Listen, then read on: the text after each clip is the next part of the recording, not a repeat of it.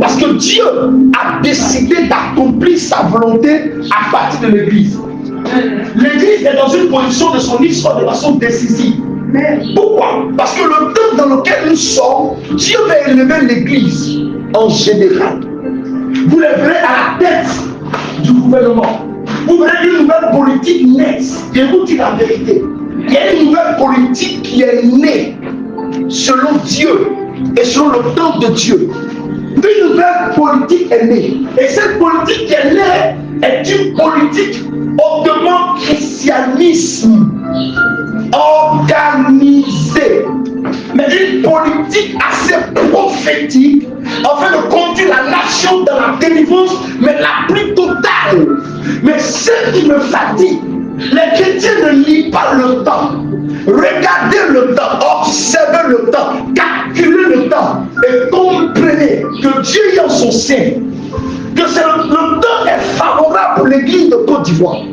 Je vous dis la vérité, le temps est favorable pour la délivrance de l'église de Côte d'Ivoire. Parce que dans le temps dans lequel nous sommes, c'est l'église que Dieu va mener puissamment afin de rehausser son image au plus haut, au sommet de cette nation.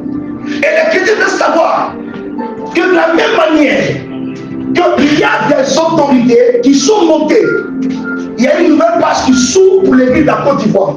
Je vous dis la vérité, ça c'est une prophétie que je vous donne. Et j'ai vu des nouvelles politiciens, c'est-à-dire que des chrétiens politiciens qui vont être des ministres, des députés, qui vont être des présidents.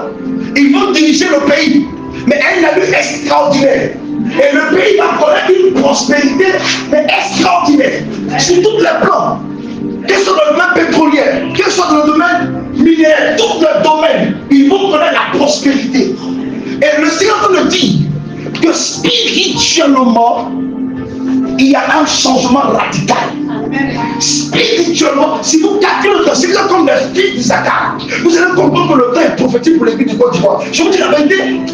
Mais l'église dans la phase de l'accomplissement de Joël 2:28. Il dit, je dis Dieu, je répondrai de mon esprit sur toute chair, vos fils et vos filles prophétiseront. Et peu de choses auront des visions. Mais un réveil sans précédent et un test allumé sur la surface de la Côte d'Ivoire.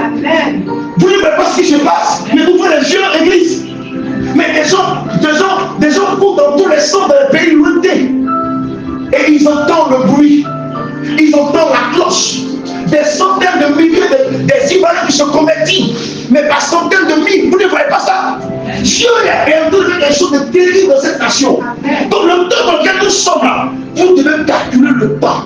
Vous devez comprendre le temps est grave. Je suis venu parler maintenant de la pensée de Dieu. Ce n'est plus le message, c'est la prophétie. L'heure est grave. Église, c'est ton temps.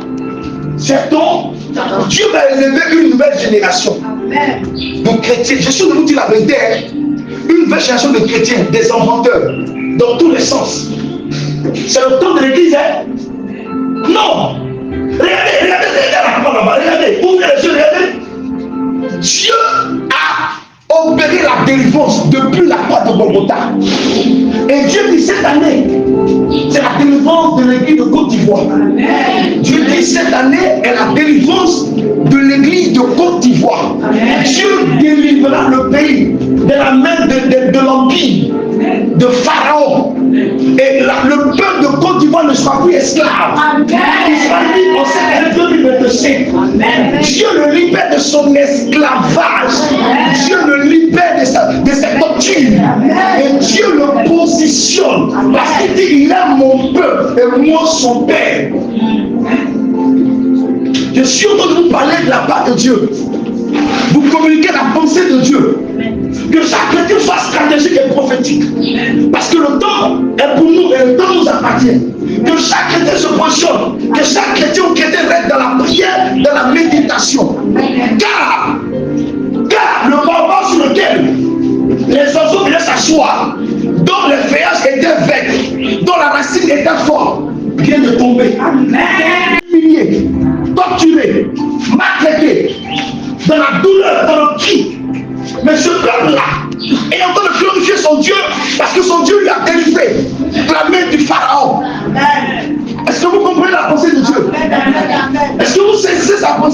L'église est dans une nouvelle ère. Une nouvelle ère. Une nouvelle ère. Oh my God. Vous savez, dans ce temps-ci-là, beaucoup d'enfants vont prophétiser.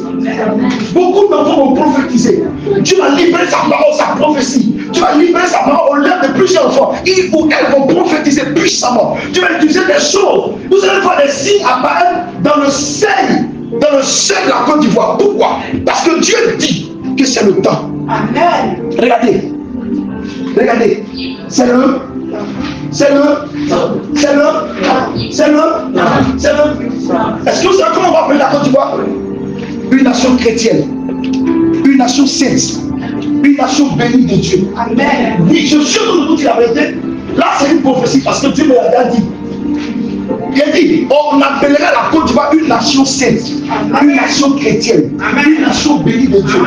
Elle sera enviée, cette nation, dans tous les sens. Oui, je vois les chrétiens être élevés puissamment sur la haute force de ce pays, à la députation au ministre des Transports, dans le domaine du pétrole, dans le domaine des minéraux. Je vois des chrétiens être élevés dans la haute force de ce pays. Amen. Et je viens de prendre des décisions. Gloire à Jésus.